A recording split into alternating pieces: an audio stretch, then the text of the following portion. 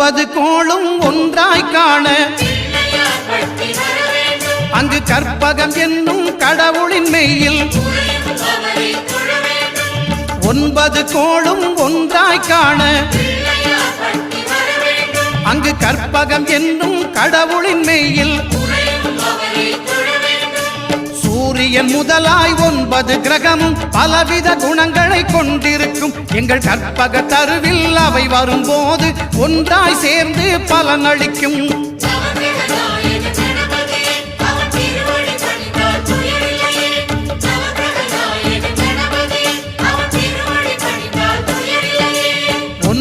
கோளும் ஒன்றாய் காண அங்கு கற்பகம் என்னும் கடவுளின் மெய்யில்